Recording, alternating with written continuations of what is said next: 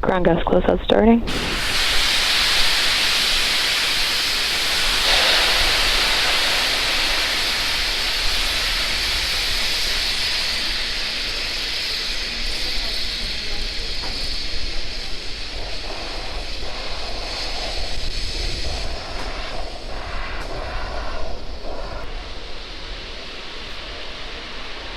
Ten, 9, 8, 7, 6, 5, 4, 3, 2, 1, 0. Ignition, liftoff.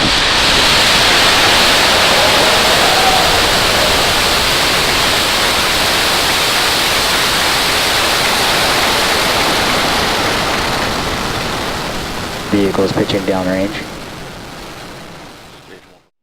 And we've just heard that call out from Max Q. Coming up next in about a minute will be 3 events back to back, starting off with MECO, or main engine cutoff, followed immediately by stage separation, and this is where the first stage separates from the second stage, and then followed by SES-1, which is second engine startup. And back engine chill. And we should be able to see all 3 of those events live on your screen. But right now we've got an awesome view looking aft on the vehicle with the Earth in the background.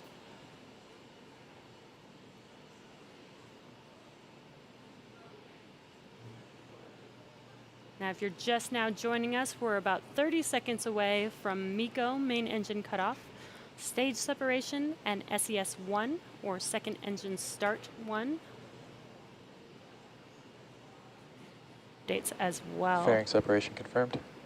And there's that call out for fairing separation. There's fairing deploy. You can see that on your right screen. Those fairing halves are now making, you can see that on your screen actually, the fairing halves are making their way back to Earth, and hopefully we can catch those on our recovery vessels.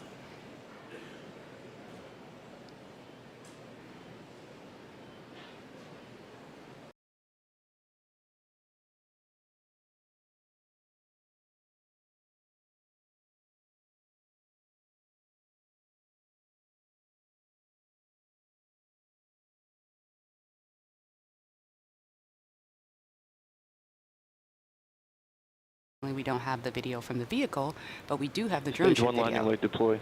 Stage 2 is in terminal guidance. All right, and yes. Awesome. That's the 3rd landing of this booster. 2nd time landing on, of course, I Still Love You. Falcon 9 has landed. Operators, please proceed. Very cool. And 11.100. any second now, we should be seeing...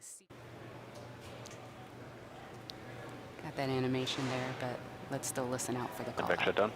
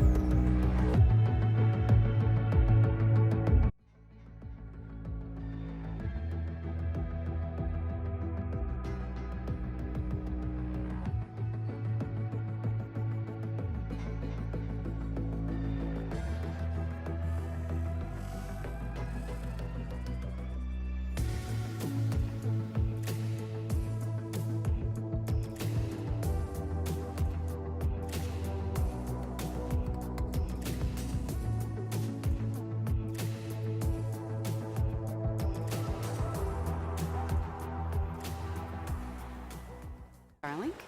If you've watched our previous Starlink webcasts, you're aware that our satellites are flatly packed with no dispenser, and that the deployment sequence looks a little bit different from what you'll see on a typical launch. The satellites will slowly disperse upon deploy, and they may even bump into one another, which is to be expected. The satellites were designed with this in mind, and we are less than 1 minute away from deployment of the Starlink satellites. Forward Krypton ion thrusters in order to space themselves out into their orbital planes and raise their altitude to their operational orbit of 550 kilometers. Our insertion orbit, if you remember today, is about 290 kilometers above the Earth.